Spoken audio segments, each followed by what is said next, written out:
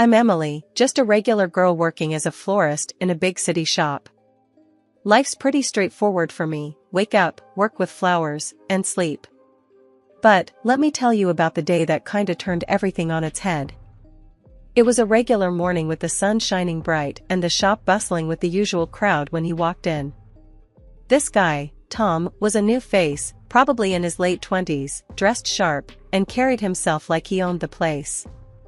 He walked straight up to me with a confident stride. "Hey, I need a bouquet, something real special," Tom said, scanning the store but keeping a casual tone. I put together a mix of vibrant roses, delicate lilies, and some exotic orchids, making sure every stem was perfect. Handing over the bouquet, I couldn't help but add, "Whoever's getting this is super lucky. You sure know how to pick 'em." He chuckled, a bit of a smirk playing on his lips. "Oh, it's not for a lady friend, if that's what you're thinking. It's for my mom. Her birthday." I felt my cheeks heat up a bit. "Oh, right. That's sweet of you." "Yeah, well, she deserves it," he said, his tone softening. "How much do I owe you?" After watching him leave, I shook off the awkwardness and went back to work. But guess what? The next day, just as I was arranging a new batch of tulips, Tom popped back in. This time, he had a different look in his eye. "Hey, Emily, right? I was here yesterday," he started, like I could forget. "Yeah, I remember. Need another bouquet today?" I asked, wiping my hands on my apron. "Nope, not today. Actually, I was wondering if you'd like to grab coffee with me. There's a nice place just around the corner. My treat," he said, his gaze steady. I hesitated for a moment, not really sure what to make of it. Like a date? "Yeah, why not? Could be fun." He shrugged, looking casual, but hopeful. I figured why not, it's just coffee. "Sure, let me grab my bag." That coffee turned into dinner, and dinner turned into late-night talks. Tom was charming, no doubt about that. He worked for some big tech company downtown, knew a lot about a lot, and made sure our cups were never empty. Before I knew it, I was laughing more than I had in months, and he was right there with me, matching my smiles with his own. After that first coffee date, things with Tom really took off faster than I expected. He was always popping into the shop or texting me to see when I was free. He liked making plans on the fly, and I guess I liked that about him, kept things exciting. "So, what's the plan for tonight?"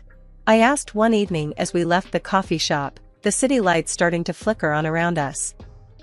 "Thought we might catch a movie, then grab some dinner. How's that sound?" Tom replied, his hands tucked into his jeans pockets. "Sounds perfect." I smiled, happy to spend another night out with him. Movie nights turned into concert weekends, and dinners turned into midnight walks along the river. It was like we couldn't get enough of each other. Tom was all about the grand gestures too. He surprised me one night after a particularly rough day at work. "Hey, you look like you could use a break," he said as he walked into the shop, a mischievous grin on his face. "Yeah, today's been crazy. What's up?" I wiped my forehead, dropping a bunch of wilted daisies into the bin. "I think you need a change of scenery. How about we drive up to the coast this weekend? Just you and me?" He leaned on the counter, his eyes sparkling. I couldn't believe it. "Really? Like a mini vacation?" "Why not? We both could use some fresh air, and I know a great little place by the beach," he said, looking hopeful. That weekend getaway was something out of a dream. The beach was beautiful, the food was amazing, and Tom, he was perfect. We talked about everything under the sun, from our crazy childhood stories to our hopes for the future. It was during one of those deep conversations, under a sky full of stars, that he caught me off guard. "Emily, I've been thinking," he started, his voice serious for once. "Yeah?" I turned to face him, the sea breeze playing with my hair. "I don't want to scare you off or anything, but I think I'm falling for you. Hard." He took my hand, squeezing it gently. I felt my heart skip a beat. "Tom, I feel the same way." His smile then was enough to light up the darkest night. Good, because I have something else to ask you.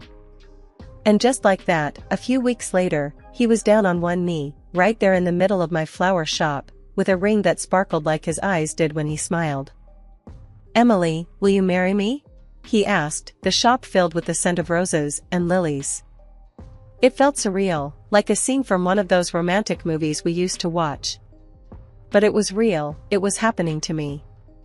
"Yes, Tom, of course, I will."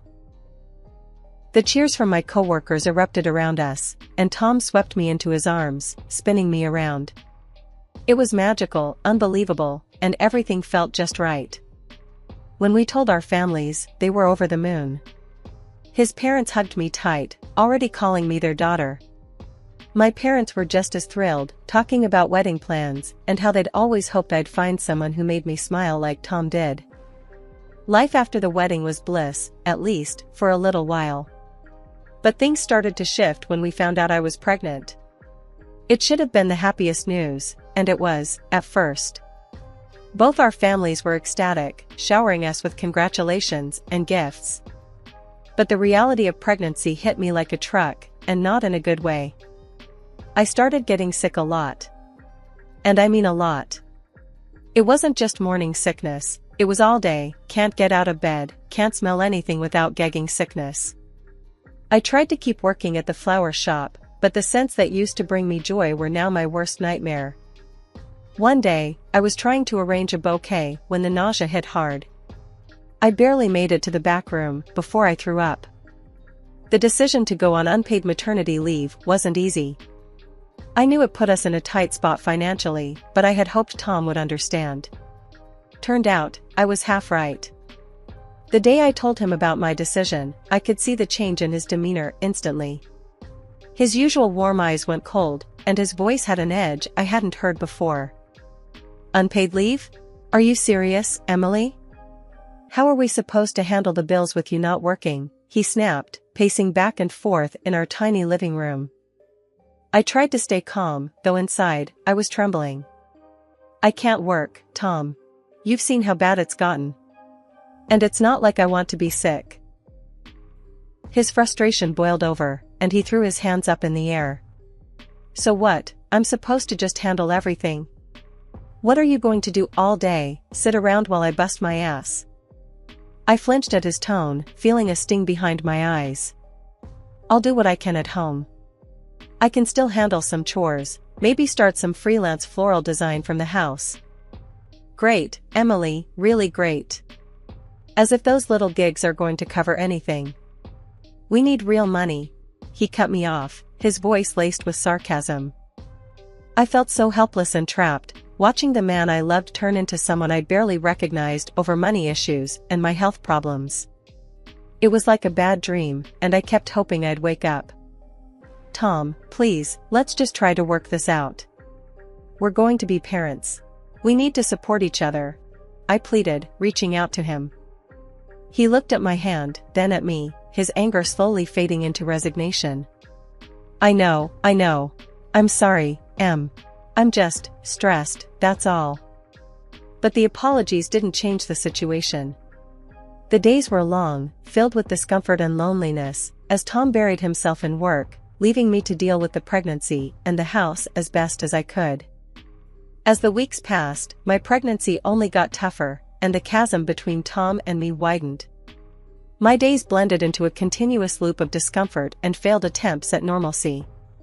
Trying to keep the house together was becoming a nightmare.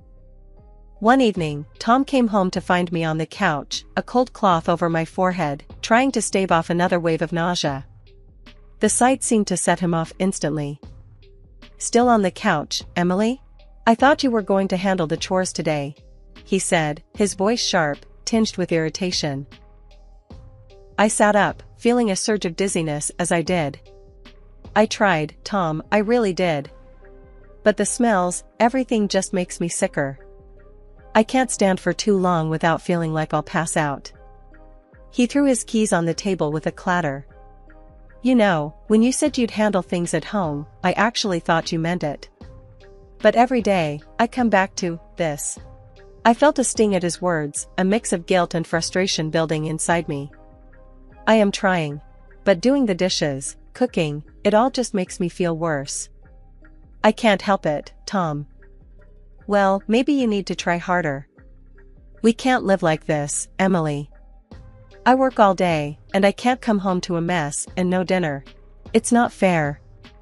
His voice rose, echoing off the walls. The unfairness of his expectations weighed heavily on me. I struggled to my feet, steadying myself against the back of the sofa. It's not fair to me either, Tom. I'm not just lounging around for fun. This is really hard for me. But it's like you're not even trying, he shot back, his anger palpable. All day at home, and what do you have to show for it? I'm out busting my ass to make sure we have what we need, and you can't even keep the house clean? His words cut deep, branding me as lazy and useless, and shame washed over me. But the hurt was turning into resentment. I'm carrying your child, Tom. Our child. Shouldn't that count for something? Don't you think I wish things were different? He paused, looking at me as if seeing me for the first time that evening. I know it's tough, but you calling it tough doesn't make our life any easier. I need more from you, Emily. The room felt colder, the air between us thick with unsaid things. I'm doing the best I can, I whispered, my voice breaking. His face hardened. Well, maybe your best isn't good enough. That night, as I lay in bed alone, his words replayed in my mind. I thought about reaching out to my parents or his, but I couldn't bring myself to worry them or admit how bad things had gotten. The idea of leaving, of taking refuge with my family in another city, flickered in my mind like a distant lighthouse. Yet, the thought of making such a big decision on my own was daunting. By the time I scheduled another appointment with my doctor, the tension at home was unbearable. Tom's patience was thinning by the day, and I was at my wits' end trying to balance my health with his expectations. Sitting in the waiting room, I practiced what I'd say to the doctor, hoping he might offer some kind of solution or at least validate what I was going through. When Dr. Lee called us into his office, I felt a mix of relief and anxiety. Emily, how are we feeling today? Dr. Lee asked as he ushered us in. I glanced at Tom, who seemed disinterested, his eyes fixed on his phone. Not great, honestly. The nausea is really bad, and it's causing some problems at home, I admitted, my voice shaky. Dr. Lee frowned, concerned. Nausea can be tough, especially if it's severe. Tom, are you aware of how this is impacting Emily? Tom looked up, slightly annoyed. Yeah, I know it's bad. But we all have our burdens, right? I work all day, and I come home to more stress. It's hard all around. The doctor nodded, his expression serious. Yes, it's hard for both of you. But it's important to understand that what Emily is experiencing is not within her control. It's a physical reaction to pregnancy hormones. Some women have it worse than others. Yeah, but how long is this supposed to last? I mean, is there something she can do to just get over it? Tom's frustration was evident. Dr. Lee took a deep breath, choosing his words carefully. Unfortunately, it varies.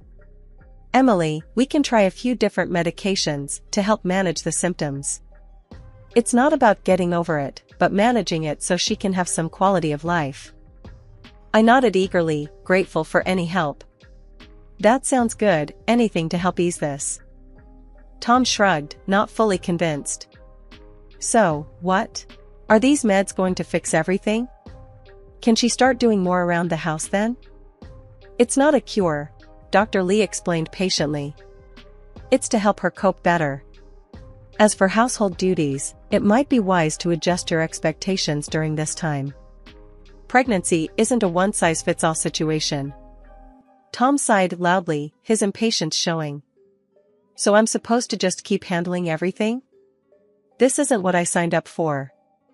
The room went silent for a moment, the tension thick. Dr. Lee looked between us, his expression softening. Tom, this is a temporary phase. It's a time when support is crucial. Perhaps, considering some temporary help at home could relieve some of the pressure.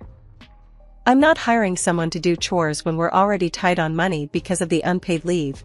Tom snapped back. Dr. Lee tried again to explain, emphasizing the reality of my symptoms and the need for empathy and support.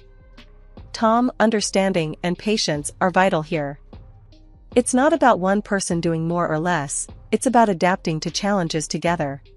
However, despite Dr. Lee's efforts, Tom's frustration seemed only to grow. He stood abruptly, shaking his head. This is all just excuses, isn't it? You just don't want to do anything. I'm tired of this. With that, he walked out of the room, leaving me behind with the doctor. Dr. Lee gave me a sympathetic look, his disappointment evident. I'm sorry, Emily. I tried. One evening, out of nowhere, Tom dropped a bombshell. So, my boss, Mr. Henderson, is throwing a big party next week. He's a big family guy, loves seeing everyone with their spouses. That means you're coming with me, Em. The news hit me like a ton of bricks. The thought of a social gathering was overwhelming with how sick I'd been feeling lately. Tom, do you think that's a good idea? With how I've been? I started, hoping he'd understand. No, Em, it's not up for discussion. Mr. Henderson notices these things. It's important for my career that we both show up, he said firmly, cutting off any protest I might have had. But the people, the noise, the smells. I don't know if I can handle it, I replied, my voice weak, already dreading the thought. Tom's expression hardened as he crossed his arms. You have to, Em. It's important for my career. Can't you just try to hold it together for a few hours?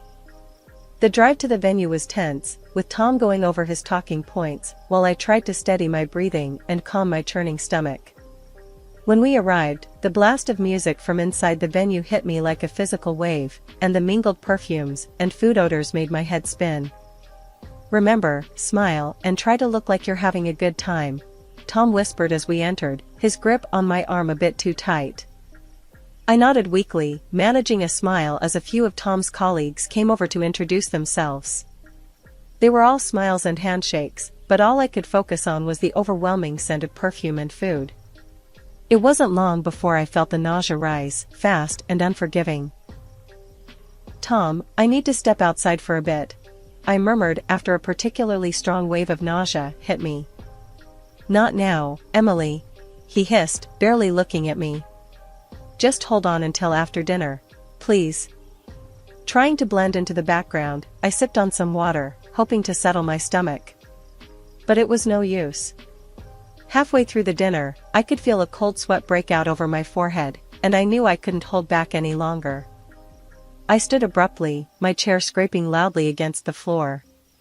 Tom, I need to go. Now, I said, my voice urgent. Tom looked at me, frustration and embarrassment coloring his features.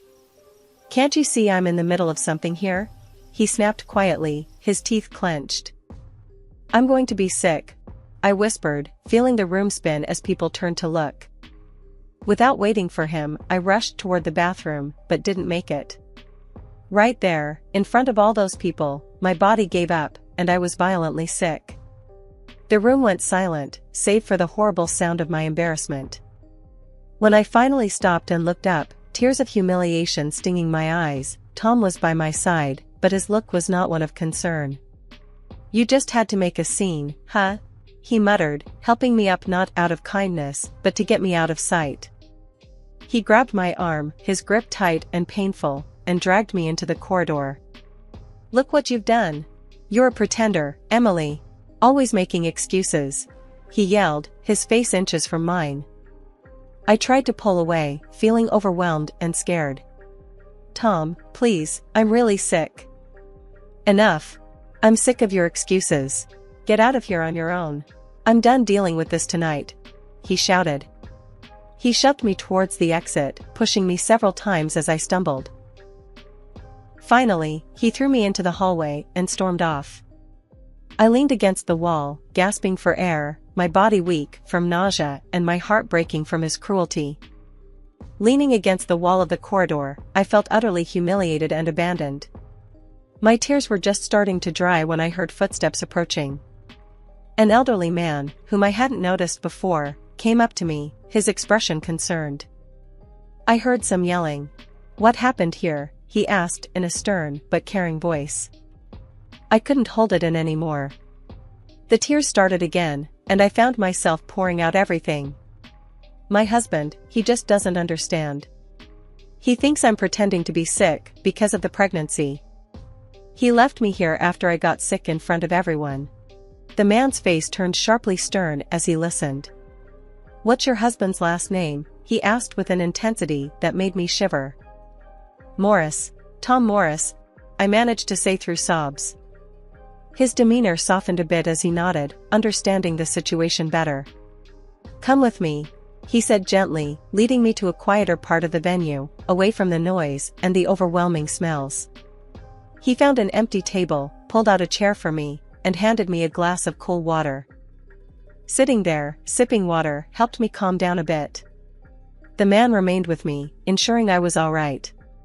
Soon, the solemn part of the party began, and he excused himself saying he had to take the stage. I watched as he walked up, and to my shock, the crowd erupted into applause. The man, now at the podium, started praising his employees for their commitment to family values. Then, his tone changed, and he started talking about respect for one's spouse. "There is a man here," he said, turning to look directly at Tom, "who has failed to show the respect and support a husband should to his wife." Tom's face went pale as he was called up to the stage. I watched, frozen, as Tom walked up to join the man, the same man who had just helped me. "My wife and I have 4 children," the man continued, his voice stern and loud enough for everyone to hear. "And I understand how different each pregnancy can be. It is no excuse to mistreat or doubt your spouse." Tom tried to defend himself, stammering about how it was all a misunderstanding, how he thought I was just avoiding responsibilities. The murmurs in the hall grew loud, filled with disbelief and disapproval. The man on the stage, who I now understood was Mr. Henderson, Tom's boss, responded firmly, "That is no way to treat anyone, especially not your pregnant wife." His next words dropped like a hammer. "Tom Morris, you are no longer employed at this company. We respect family values here, something you've clearly forgotten." After the party, Mr. Henderson drove me back to my house. He made sure Tom wouldn't cause any trouble while I packed up my belongings. It was surreal, gathering my life into boxes with Tom's boss watching over things, ensuring everything stayed civil. Tom was silent, his anger from the night before replaced by a sullen quiet. Mr. Henderson didn't say much either, but his presence was a solid reassurance that I wasn't alone in this. Once everything was packed, Mr. Henderson drove me to a hotel.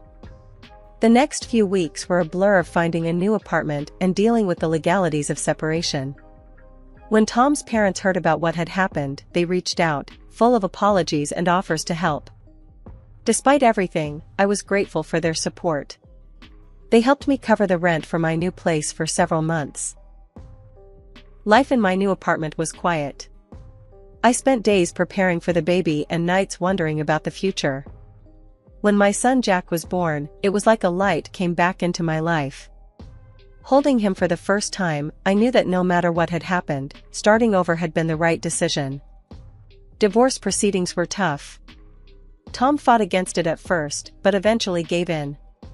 Mr. Henderson was instrumental once again, providing a corporate lawyer to handle my case. The lawyer was sharp and empathetic, helping me secure a settlement that included compensation for emotional abuse and child support. The financial security was a relief. It meant I could start anew without constant worry. With my life somewhat stabilized, I returned to the flower shop. Mrs. Jenkins, my boss, welcomed me back with open arms. "We've missed you, Emily. The flowers haven't been the same without you," she said on my first day back. Working again felt therapeutic. Arranging bouquets, advising customers, and tending to the plants, I found peace and a sense of normalcy that had been missing from my life for too long. One afternoon, while arranging a particularly beautiful set of roses, my phone rang. It was Mr. Henderson checking in. "Just wanted to see how you and Jack are doing, Emily," he said, his voice warm over the phone. "We're doing well, thank you.